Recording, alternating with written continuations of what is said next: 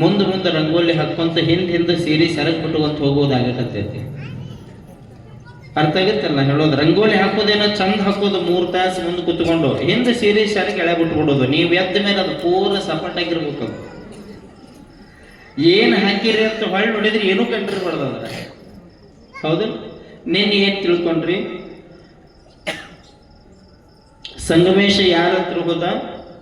ಕನ್ಯೆ ನೋಡಕ್ ಹೋದ. ನೀವು ಹೇಳ್ತೀರಿ ಬಿಡ್ರಿ. ಕನ್ಯೆ ನೋಡಕ್ ಹೋದ್ ನಿನ್ನೆ ಹೋಗ್ಯಾನನ್ರಿ, ನಂಗೂ ಗೊತ್ತಿದ್ದಿಲ್ಲನ್ರಿ. ಗುರುಗಳ ಹತ್ರ ವಿದ್ಯಾಭ್ಯಾಸ ಮಾಡುವುದಕ್ಕೆ ಹೋದ. ಯಾವ ವಿದ್ಯೆ ಹೇಳ್ಕೊಡ್ಬೇಕು ಅಂತ ಹೇಳಿ ಗುರುಗಳು ಕೇಳಿದಾಗ ಅವ ಏನ್ ಕೇಳಿದ? ABCD, ಅ ಆ ಇ ಈ ಕ ಖ ಗ ಘ ಅಲ್ಲ. ಗುಣಾಕಾರ, ಭಾಗಾಕಾರ, ಕೂಡ್ಸೋದ, ಕಳಿಯೋದ ಇವು ಅಲ್ಲ. ಮತ್ತೆ A ಫಾರ್ ಆಪಲ್ ಅವು ಅಲ್ಲ. ಅವ ಏನ್ ಕಲ್ತ, ಏನ್ ಹೇಳ್ಕೊಡ್ಬೇಕಪ್ಪ ನಿನಗಂತ ಹೇಳಿ ಗುರುಗಳು ಕೇಳಿದ್ರ ಅವ ಏನ್ ಹೇಳ್ದ ಅಂತಂದ್ರ, ನಿಮ್ಮ ಗಣಿತ, ನಿಮ್ಮ ಕನ್ನಡ, ನಿಮ್ಮ ಇಂಗ್ಲಿಷ್, ನಿಮ್ಮ ಶಾಸ್ತ್ರ, ನಿಮ್ಮ ಸಂಸ್ಕೃತ, ನಿಮ್ಮ ಎಲ್ಲ ಶ್ಲೋಕ, ಎಲ್ಲ ವಿದ್ಯೆಯನ್ನ ನಿಮ್ಮ ಹತ್ರನ ಇಟ್ಕೊಳ್ರಿ. ಹಸದು ಬಂದವರಿಗೆ ತುತ್ತ ಅನ್ನ ಕೊಡೋದು ಹೇಳ್ಕೊಡ್ರಿ, ಅತುಗಂತ ಬಂದವ್ರಿಗೆ ಕಣ್ಣೀರು ಒರೆಸೋದು ಹೇಳ್ಕೊಡ್ರಿ ಅನ್ನುವಂತ ಅದನ್ನ ನಿನ್ನೆ ದಿವಸ ಹೇಳ್ದ ಅಂತ ನಾವು ನೀವೆಲ್ಲ ಕೇಳಿದ್ವಿ.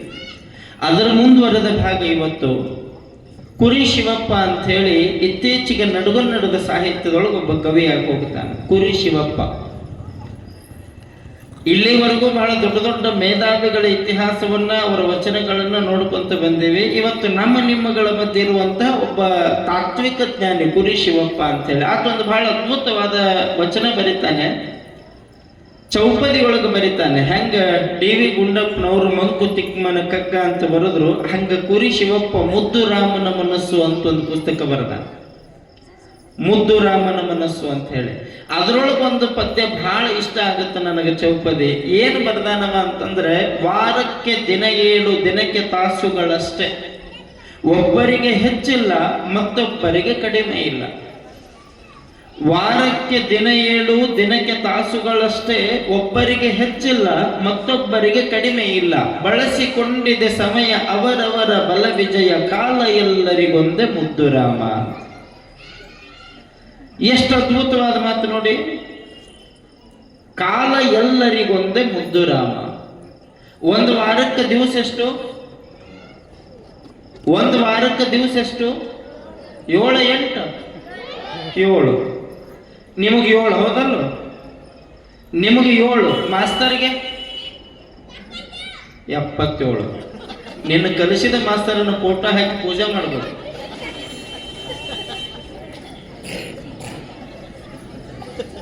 ನಾನು ನಿಮಗೆ ಹೇಳಬೇಕಾದ ವಿಚಾರ, ಪಾಪ ಪುಣ್ಯಾತ್ಮವ ನಿನ್ನ ಕಲಿಸಿದವ. ಇನ್ನೊಂದು ಉತ್ತರ ಹೇಳು, ಸೀದಾ ಮತ್ತೆ ಸಾಲಿ ಬಿಟ್ಟು ಮನೆಗೆ ಬರ್ತೀನಿ ನಾನು.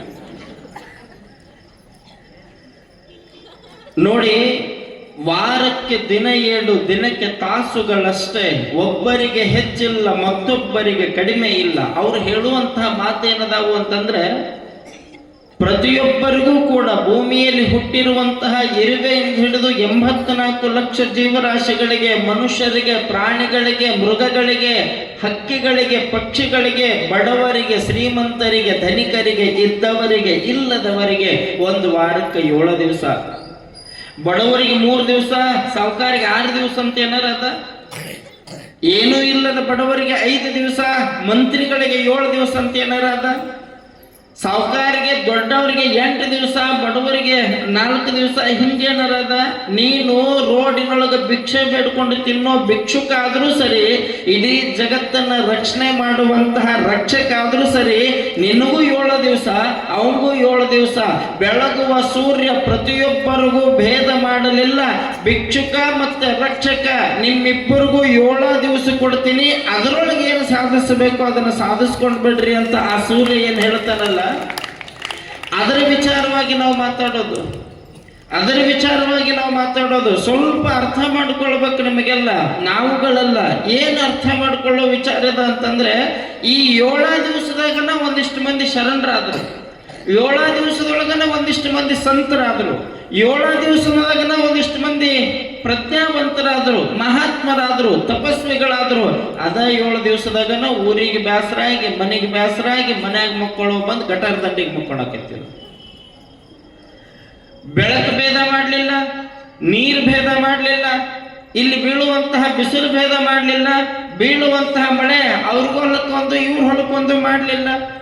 ಮತ್ತೆ ಅವ್ರಿಗೂ ಆದ ಭೂಮಿಯೊಳಗಿನ ಆಹಾರ, ಇವ್ರಿಗೂ ಆದ ಭೂಮಿಯೊಳಗಿನ ಆಹಾರ. ಅವ್ರ ಮಹಾತ್ಮರಕ್ಕಾರ, ಇವ್ರು ಮನುಷ್ಯ ಅಲ್ಲ, ಪೂರ ಮೃಗಕ್ಕಿಂತ ಕಡಿ ಅಕ್ಕಾರ. ಏನು ಕಾರಣ ಅಂತ, ಏನು ಕಾರಣ ಅಂತ ನೋಡಿ.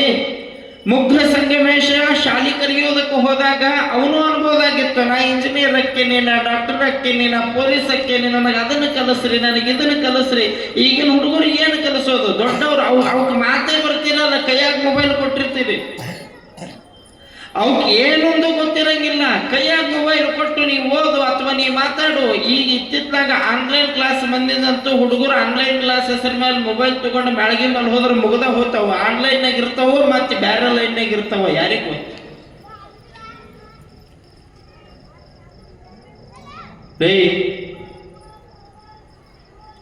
ಒಳಗೆ ಹೋಗ್ತಮ್ಮ ಕಾರ್ನಾಗ ಗ್ಲಾಸ್ ತೆಗೆದೈತದ, ಒಳಗೆ ಹೋಗು, ಕಣ್ಣು ಮುಚ್ಕೊಂಡು ಆಟ ಆಡ್ಬೇಡ, ಒಳಗೆ ಹೋಗ್ಬಿಡದ್ರ ಕಾರ್ನಾಗ ಗ್ಲಾಸ್ ತೆಗೆದೈತದ. ಅವ್ರಿಗೆ ನೋಡ್ರಿ ಈ ಇಂಥವೆಲ್ಲ ಪುರಾಣ ಕೇಳಿ ಶರಣರಾಗೋ ಮಕ್ಕಳು. ಕಾರಿನ ಕೆಳಗೆ ಏನೈತಿ, ಮ್ಯಾಗ ಐತಿ, ಇವನು ಹುಡುಕಂತ ಕುಂದ್ರು. ನಿಮಗೆ ಹೇಳೋ ವಿಚಾರ, 7 ದಿವಸಗಳನ್ನು ಬಳಸಿಕೊಂಡವರು ಒಬ್ರು ಮಹಾತ್ಮರಾದ್ರು, ಒಬ್ರು ಪ್ರಧಾನಿ ಆದ್ರು, ಇನ್ನೊಬ್ರು ಬಹಳ ದೊಡ್ಡ ಶರಣರಾದ್ರು, ಇನ್ನೊಬ್ರು ಬಹಳ ದೊಡ್ಡ ಸಂತರಾದ್ರು. ಇನ್ನು ಉಳಿದಿದ್ವೆಲ್ಲ ಸುಮ್ಮನೆ ಕಾಟಾಚಾರಕ್ಕೆ ಬಂದವು, ಕಾಟಾಚಾರಕ್ಕೆ ಹೋದವು, ಕಾಟಾಚಾರಕ್ಕೆ ಬದುಕಿದ್ವು. ಮಕ್ಕಳು ಹುಟ್ಟೋದೇ ಮುಖ್ಯ ಅಲ್ಲ, ಮಕ್ಕಳನ್ನು ಬೆಳೆಸೋದೇ ಮುಖ್ಯ ಅಲ್ಲ, ಹೆಂಗ ಬೆಳೆಸ್ತೀವಿ ಅನ್ನೋದು ಮುಖ್ಯ ಅಲ್ಲ. ನಮ್ಮವ್ರು ಹೇಳ್ತಾರೆ, ಹಂದಿ ಹಲವನ್ನು ಹಡೆದು ಹೆರವರಿಗೆ ಬಿಟ್ಟಂತೆ. ಹಂದಿ ನೋಡ್ರಿ ಒಂದೊಂದು 2 ಅಲದಕ್ಕ ಒಮ್ಮಿಗೆ ಒಗಿತಂದ್ರೆ 12-14 ಮರಿ ಒಗಿತದ ಹೊರಗೆ. ಯಾಕೆ ಒಗಿತಿದೆ ಅಂತ ಪರಮಾತ್ಮ ಕೇಳಿದ್ರೆ ಅದು ಹೇಳ್ತೈತೆ, ನಾನೇನು ದುಡ್ದು ಹಾಕ್ಬೇಕಾಗಿಲ್ಲಕ್ಕ, ಬೇರೆ ದುಡ್ದು ತಿಂತೈತದಂತ. ಮನುಷ್ಯ ಒಂದು ಮಗುವಿಗೆ ಜನ್ಮ ಕೊಟ್ರ ಚಿಂತೆ ಮಾಡಕ್ ಚಲೋ ಮಾಡ್ತಾನ. ಅದರಾಗ ಹೆಣ್ಣು ಹುಟ್ಟಿದ್ರೆ ಮುಗದ ಹೋತ, ಅವ್ಗೆ ಬಿಪಿನೂ ಬರ್ತೈತಿ, ಶುಗರು ಬರ್ತೈತಿ. 2 ಬಿಟ್ಟು 3 ಹೆಣ್ಣು ಹುಟ್ಟಿದ ಈಗ ಬರಂಗಿಲ್ಲ ಬಿಡ್ರಿ, ಈಗ ನಿಮ್ಗೆ ಡಿಮ್ಯಾಂಡ್ ಐತಿ. ಈಗಿನವ್ರಿಗೆ ಬರಂಗಿಲ್ಲ. ಯಾಕೆ ಹೇಳ್ರಿ? ಪಾಸುನು ನಿಮಗ, ಫ್ರೀನು ನಿಮಗ, ತಿಂಗಳ ಪಗಾರನು ನಿಮಗ. ಅವು ಸುಮ್ಮ ಕೂತಿರ್ತಾವ ಹಂಗ ನೋಡ್ಕ್ಯಂತ. ನೀವು ತಿಂಗಳ ಪಗಾರ ತಗೋತಿರ್ಬೇಕು, ಅವುಗಳು ಕಣ್ಣು ಹಿಂಗಾಗಿರ್ತಾವ. ನಾವೇನಾರ ಮೋಸ ಮಾಡಿರ್ಬೇಕು ಮುಖ್ಯಮಂತ್ರಿ. ಮುಂದಿನ ಸರಿ ನಾವ್ ಯಾರು ಓಟ ಹಾಕ್ಬಾರ್ದಂತ ಗಟ್ಟಿಯಾರ ಅವರು. ಬರೀ ಅವ್ರಿಗೆ ರೊಕ್ಕ ಕೊಟ್ರೆ ನಾವ್ ಅವ್ರ ಹಾಕ್ಲಾಡ್ ಹೆಣ್ಮಕ್ಳು ಅಂತ ಹೇಳಿ ತಯಾರಾಗ್ಯಾರ. ನೀವು ಸಾಮಾನ್ಯರಲ್ಲ. ನೀವು ಹೆಚ್ಚು ಕಮ್ಮಿ ಗಂಡ ಬೈಯಕತ್ತಿತ್ತಂದ್ರೆ ಅವತ್ತಿನ ಕಾಲಕ್ಕೆ ಬೇರೆ ಏನು ಗತಿ, ಯಾವ ದುಡ್ಡು ತಿನ್ನ ನಡಿ ಅಂತಿದ್ರಿ. ಏನಾರ ಗಂಡ ಹರಿಡಿದ್ರ ಮಾತಾಡ್ಬೇಡ, ಗಂಟು ಮುಟ್ಟಿ ನಡಿ ಐತಿ, ಬಸ್ ಫ್ರೀ ಐತಿ. ಒಂದು ವ್ಯಾನಿಟಿ ಬ್ಯಾಗ್ ಬಗಲಿಗೆ ಹಾಕಿದ್ರ ಬಸ್ ಹತ್ತಿದ್ರ ನಡಿ. ಎಲ್ಲಿ ಹೊಟ್ಟಿ ಎಲ್ಲಾರ ಹೊಕ್ಕಿನ ಬಿಡ ಅಂತ. ಮತ್ತೆ ಊರಿಗೂ ಅಲ್ಲ, ಎಲ್ಲಿ ಹೊಕ್ಕಿನಂತನೂ ಹೇಳಂಗಿಲ್ಲ. ಯಾಕ? ಇಡೀ ಕರ್ನಾಟಕ ಸುತ್ತಿದ್ರು 10 ರೂಪಾಯಿ ಕೇಳೋರು ಇರಂಗಿಲ್ಲ. 10 ರೂಪಾಯಿಗೆ ಇಷ್ಟು ಸ್ಟ್ಯಾಂಡರ್ಡ್ ಆಗ್ಯಾರ್ರಿ ಮಂದಿ. ನಾನು ಒಂದು ಸ್ವಲ್ಪ ದಿವಸ ಮೊನ್ನೆ ಇತ್ತೀಚೆಗೆ ಬರ್ಬೇಕಾದ್ರೆ ಕಾರ್ನಾಗ ನನ್ನ ಕಾರ್ ಸ್ವಲ್ಪ ಸಮಸ್ಯೆ ಆಗಿತ್ತು. ಬಸ್ನಾಗ ಬರಕತ್ತಿದ್ದೆ ಬೈಲೊಂಗಲು 3000 ಮಟ್ಟದ ಕಾರ್ಯಕ್ರಮಕ್ಕೆ ಸ್ವಲ್ಪ ಹಿಂಗ ಸುಮ್ಮನೆ ಬಸ್ನಾಗ ಹೊಂಟಿದ್ದಾನ. ಅಲ್ಲೊಬ್ಬ ಹೆಣ್ಮಗಳ ಮಾತು ಕೇಳಿ ಆಶ್ಚರ್ಯ ಆಗ್ಬಿಡ್ತು ನನಗೆ. ಇನ್ನು ಮುಂದೆ ಒಟ್ಟ ಮಾತಾಡ್ಸ್ಬಿಡ್ತಾ ಇದ್ದೆ ನಾನು. ಅವತ್ತ ಬಸ್ ಹತ್ತೋದು ಬಿಟ್ಟೆ, ಫೋನ್ ಮಾಡಿದೆ ಶೋರೂಮಿಗೆ, ಜಲ್ದಿ ನಮ್ಮ ಕಾರ್ ಕಳಿಸ್ರಿ ಅಂತೇಳಿ. ಏನ್ ಅನ್ಬೇಕು ಗೊತ್ತೇನ್ರಿ? ಅದು ಬಸ್ ಕತ್ಲಿತ್ರಿ ಪಾಪ. ಕಂಡಕ್ಟರ್ ಮಗ್ಳು ನಾ ಕುಂತ್ಕೊಂಡಿದ್ದೆ, ಬಸ್ ಕತ್ಲಿತ್ತು. ಮುಂದೆ ಅವ್ರು ಒಮ್ಮಿಗೆ 7 ಮಂದಿ ಹತ್ತಾರ್ರಿ. ಎಷ್ಟು ಮಂದಿ ರೀ? 7 ಮಂದಿ ಒಮ್ಮಿಗೆ ಹತ್ತಾರ. ಅದ್ರಾಗ 5 ಮಂದಿ ಮುಂದೆ ಹೋಗ್ಯಾರ, 2 ಹಿಂದೆ ಉಳ್ದಾರ. 5 ಮಂದಿ ಮುಂದೆ ಹೋಗ್ಯಾರ, 2 ಹಿಂದೆ ಉಳ್ದಾರ. ಆ ಮುಂದೆ ಹೋಗಿ ಅವರು ಟಿಕೆಟ್ ಚೆಕ್ ಮಾಡ್ಕೊಂತ ಬಂದಾಗ ಮುಂದಿದ್ರಲ್ಲ ಹೆಣ್ಮಗಳು ಒಟ್ಟ ಒಬ್ಬಕ್ಕೆ 7 ಮಂದಿದು ಟಿಕೆಟ್ ತಗೊಂಡಾಳ. ಆಕೆ ಫ್ರೀನಾ, ಅದೇನು ರೊಕ್ಕ ಕೊಟ್ಟಿಲ್ಲ. 7 ಆಧಾರ್ ಕಾರ್ಡ್ ತಾಣ ತೋರ್ಸಾಳ, 7 ಟಿಕೆಟ್ ಕೊಡು ಅಂತಾಳ. ಮಾತು ಕೊಟ್ರ ಅವ ಕೊಟ್ಟು ಹಿಂಗ ನನ್ನ ಸಮೀಕ್ ಬಂದ. ನಮ್ಮ ಸಮೀಕ್ ಬಂದಿಂದ ಮತ್ತೆ ಯಾರು ಉಳಿದ್ರಿ ಅಂತ ಎಲ್ಲ ಕೇಳ್ಕೊಂತ ಬಂದಿಂದ ಆ ಒಬ್ಬ ಹೆಣ್ಮಗಳಿದ್ಲು. ತಾನ್ ಲೆಕ್ಕ ಹಾಕಿ, ಅಮ್ಮ ಮತ್ತೆ ನಿಮ್ ಟಿಕೆಟ್ ಎಲ್ಲೇ ಅಂತಂದವ. ಅಲ್ಲೇ ಮುಂದೆ ತಗ್ಸ್ಯಾರ್ರಿ ಅಂದ್ಲಕ್ಕೆ. ಇಷ್ಟು ಕೇಳಿದ್ರ ಕಂಡಕ್ಟರ್ ಮಾನ ಮರ್ಯಾದೆ ಎಲ್ಲ ಉಳಿತಿತ್ತು. ಕಂಡಕ್ಟರ್ ಮಾನ ಮರ್ಯಾದೆ ಎಲ್ಲ ಉಳಿತಿತ್ತು. ಮುಂದ್ ತೆಗಿಸಾರಿ ಅಂದಾಗ ಅವ ಕಂಡಕ್ಟರ್ ಅನ್ಬೇಕು ಹೇಳ್ರಿ, ಪಾಪ ಅವನು ತಪ್ಪಲ್ಲ. ಮುಂದ್ ತೆಗ್ದಾರನ್ರಿ, ಹ್ಞೂ ಆ 7ರಾಗ ಬಂದಿರ ನೀವು ಒಂದವ, ಆ 7ರಾಗ ಬಂದಿರ ನೀವು ಅಂತಂದಾಗ ಅಕ್ಕಿ ಹಾ ಬಾರಪ್ಪ 9 ತುಂಬಿಂದ ಹಡ್ದಾಳ ಮೌನ.